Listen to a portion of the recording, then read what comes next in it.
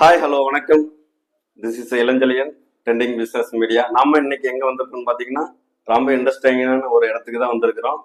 குதிரை ஹார்ஸ்னாவே நமக்கு எல்லாத்துக்கும் ஒரு பிடிச்ச விஷயம்தான்.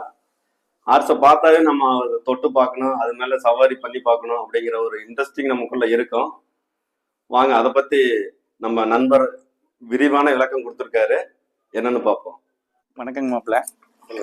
ஈரோடு மாவட்டம் அந்தியூர் வட்டம் போதப்பாடி வில்லேஜ்லேருந்து நான் பேசுகிறேங்க.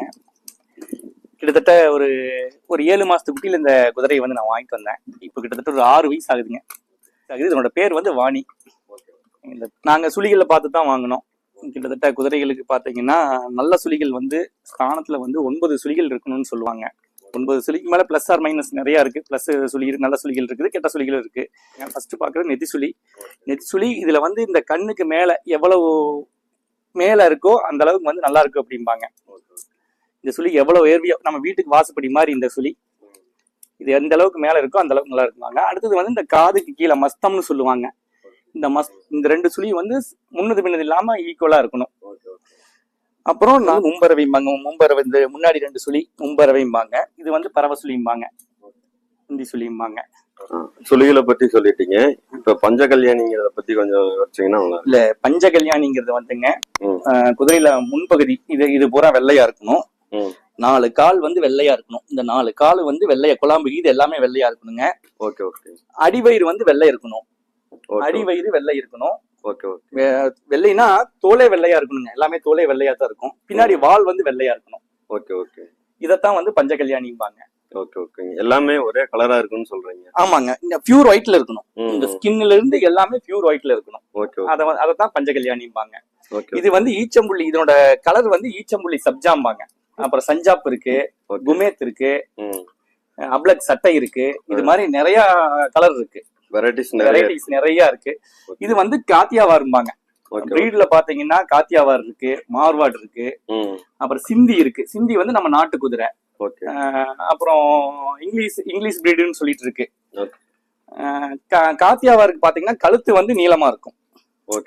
கழுத்து வந்து நீளமா இருக்கும். காது கொஞ்சம் மேல இழுத்த மாதிரி இருக்கும்.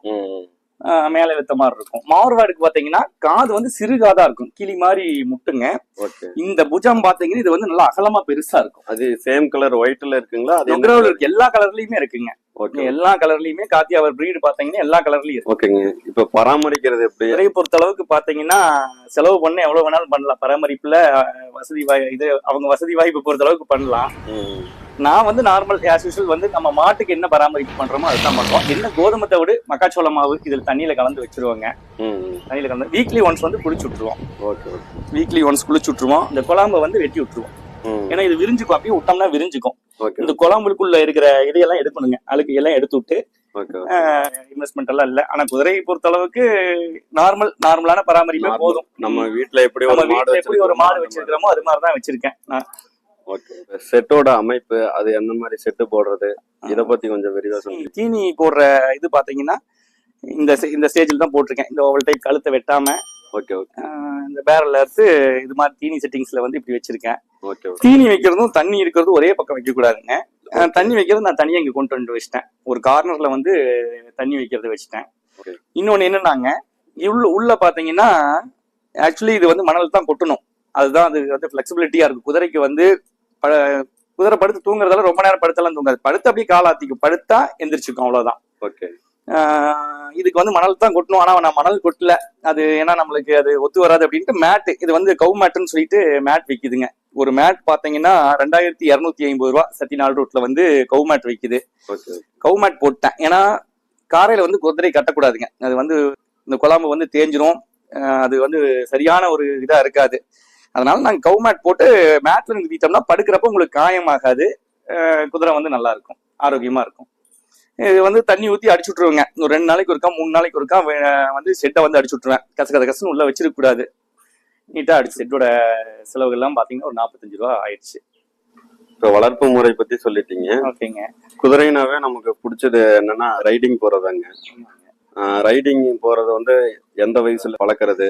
ஓகே, இதை கொஞ்சம் எக்ஸ்பிளைன் பண்ணுங்க. நம்ம பழக்கிறது பாத்தீங்கன்னா நீங்க 1.5 இயர்ஸ் ஆயிடுச்சு, 2 வருஷம் ஆயிடுச்சுனாவே நம்ம மேல ஏறிக்கு வர தேவையில்லை. சும்மா அந்த ஜீனியை மட்டும் போட்டு ஓகே வாக் பிடிச்சிட்டு போகலாம் இல்லைங்க. ஒரு 2 வயசு 1.5 வயசு 2 வயசு ஆனாவே இந்த கடுவாலம் போட்டு பழக்கிறது, இந்த ஜீனி போட்டுக்கிறது, இந்த வண்டி ஜாமானத்தை எல்லாம் போட்டு சும்மா வண்டியை மட்டும் மாட்டி சும்மா ஒரு வாக் கூட்டிட்டு போறது வர்றது இதெல்லாம் பண்ணிக்கலாங்க. கிட்டத்தட்ட இது 2 பல்லு முடிச்சதுனா தான் நம்ம மேலேயே ஏறணும். குதிரை மேலேயே பாத்தீங்கன்னா இதுக்கு பழக்கி இருக்கீங்களா? இதுக்கு வந்து பழக்கிருக்கேன், ரைடிங் பழக்கிருக்கேன். நம்ம கடுவாலம் எப்படி பிடிக்கிறோமோ அதுக்கு தகுந்த மாதிரி குதிரை போகும். நடந்து போனா திரட்டும்பாங்க. துருசுங்கிறது பாத்தீங்கன்னா கால ஸ்டெப் இப்படி வளைச்சு போடும், நல்லா ஸ்டைலா போறது வந்து துருசும்பாங்க. அப்புறம் ரவாலுங்கிறது பாத்தீங்கன்னா ரவாலுங்கிறது வந்து ரொம்ப ஸ்பீடு கேலப் மாதிரி. ரவாலுங்கிறது நல்லா இழுத்து காலை இழுத்து போகும், அதுதான் ரவாலும்பாங்க. டக்கு டக்கு டக்குன்னு போறது திராட்டும்பாங்க. அது பல ஸ்டைல்ல ஓட்டுவாங்க. பிரீடிங் வந்து எந்த வயசுல பண்றது அதை கொஞ்சம் எக்ஸ்பிளைன் பண்ணுங்க. பிரீடிங் பாத்தீங்கன்னா 2 பல்லு முடிக்கும் போதே பண்ணிடுறாங்க. ஆனா 4 பல்ல பண்றதுதான் வந்து அது குதிரைக்கு ஆரோக்கியம். ஓகே, ஒரு 4 பல்ல பண்ணாதான் அது கரெக்டான வாலிபமான டைம். ஏன்னா பிரீடிங் 2 பல்ல போட்டீங்கன்னா குதிரை நன்னியாட்டு அப்படி நின்று போயிருங்க. 4 பல்ல போட்டா தான் அது வந்து நல்லா இருக்கும். பிரீடிங் எல்லாம் பாத்தீங்கன்னா ஒவ்வொரு பிளட் லைனை பொறுத்த அளவுக்கு அவங்க வாங்குறாங்க. அமௌண்ட் வந்து பிளட் லைன் லைனேஜ்னு சொல்லிட்டு இருக்கு. அவனும் ஒரு பிராண்ட் பண்ணி லைனேஜ்னு சொல்லி வச்சிருக்காங்க. ஒவ்வொரு லைனேஜுக்கும் ஒவ்வொரு ரேட் வாங்குறாங்க.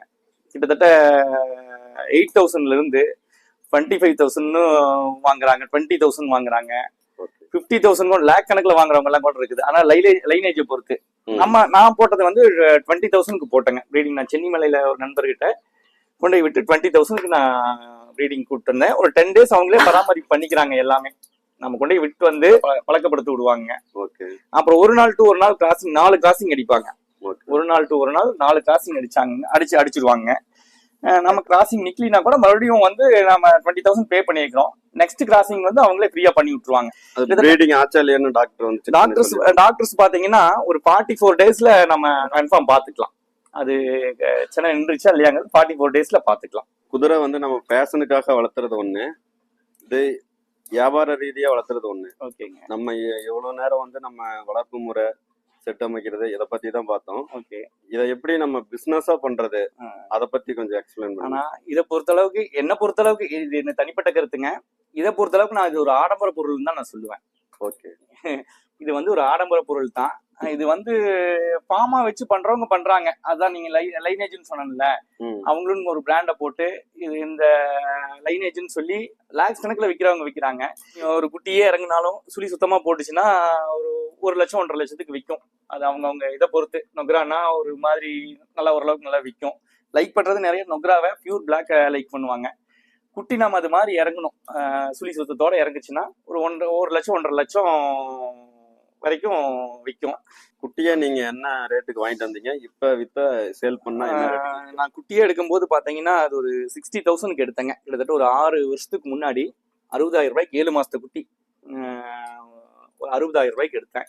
ஆனா அப்போ வந்து ரேட் எல்லாம் குறைவா தான் இருந்துச்சுங்க. இப்போ எல்லாம் ரேட்டு கண்ணாபின்னான்னு ஏறிடுச்சு. கிட்டத்தட்ட இதெல்லாம் ஒரு 2 lakhs 2.5 lakhs மேல சொல்றாங்க. 2 லட்சம் 2 லட்சம் வரைக்கும் இன்னைக்கு மதிப்பீடு இருக்குங்க. 2 லட்சம் ரூபாய் வரைக்கும் மதிப்பீடு போகும். அது அவங்கவுங்க பிடிச்சது பொறுத்து. ஒரு ஈச்சம்புள்ளி சப்ஜா ஒருத்தர் விரும்புவாங்க, பியூர் நொக்ரா ஒருத்தர் விரும்புவாங்க. அவங்க பார்ட்டி பிடிச்சிருச்சு, எனக்கு இந்த குதிரை நல்லா இருக்கு அப்படின்னு பிடிச்சிருச்சுன்னா அது ரேட் மதிப்புங்கிறது இல்ல. அவங்க கேட்கறதுதான் நம்ம சொல்றதுதான். குதிரைனாவே நம்ம குருணாசாமி கோயிலை பத்தி பேசாம இருக்க முடியாதுங்க. கண்டிப்பாங்க. அங்க ஸ்டால் எல்லாம் போட்டு குதிரை நிறைய கொண்டு வருவாங்க. அங்க நீங்களும் அங்க கொண்டு வர? கண்டிப்பா கொண்டு போவாங்க. நான் கிட்டத்தட்ட இந்த கொரோனாவுக்கு முன்னாடி நான் கொண்டு போயிருந்தேன். கிட்டத்தட்ட ஒரு 1 week அங்கேயே ஜாலியா இருக்குங்க. செட்ல கட்டிட்டு நம்ம சேல் பண்றதுனால பண்ணிக்கலாம், ஒன்றும் பிரச்சனை இல்லை. வாங்குறதுனால புது குதிரை வாங்குறதுனால வாங்கிக்கலாம், சேல் பண்றதுனால அங்க பண்ணிக்கலாம். இது மாதிரி தேர்லாம் பாத்தீங்கன்னா எங்கெங்க நடக்குதுன்னா நம்ம பக்கத்துல குருணாசாமி கோயில் நடக்குது, விஜயமங்கலம் தேர் நடக்குது, திருவண்ணாமலையில வந்து தேர் இருக்கு. இது நம்ம ஸ்டேட்டுக்குள்ள சொல்றேங்க. திருவண்ணாமலையிலயும் ஹார்ஸ் மார்க்கெட் இருக்கும். ஆனா நம்ம இதுல பாத்தீங்கன்னா குருணாசாமி கோயில் தான் வந்து குதிரை சந்தைங்கிறது வந்து பெரிய குதிரை சந்தை. அப்புறம் அதை விட்டு பாத்தீங்கன்னா அதர் ஸ்டேட்ல வந்து சாரங்கடா இருக்கு. சாரங்கடாவுல வந்து ஹார்ஸ் மார்க்கெட் இங்க இதை விடவே பிரம்மாண்டமா இருக்குங்க. அங்கெல்லாம் பாத்தீங்கன்னா பிரம்மாண்டமா இருக்கும். சாரங்கடா இருக்கு, பக்கத்துலயே அக்லுஜ் இருக்கு. ராஜஸ்தான்ல வந்து புஸ்கர்ங்கிற தேர் வந்து இதெல்லாம் ரொம்ப பிரசித்தி பெற்ற ஹார்ஸ் மார்க்கெட்டுங்க. இதெல்லாம் ரொம்ப பெரிய மார்க்கெட் அதெல்லாம். ஓகேங்க, எவ்வளவு நேரம் நம்ம குதிரையில எப்படி வளர்த்துறது, அது எவ்வளவு நேரம் பராமரிப்பு பண்றது, அதை எப்படி நம்ம பழக்கிறது, அதாவது ரேசிங் போறதுக்கு எப்படி பழக்கிறது, மற்ற எல்லா விதிமுறைகளும் நம்ம நீட்டா எடுத்து சொன்னாங்க. இவ்வளவு நேரம் உங்களுடைய நேரத்தை எங்களோட செலவழிச்சதுக்கு ரொம்ப நன்றி. ரொம்ப நன்றிங்க.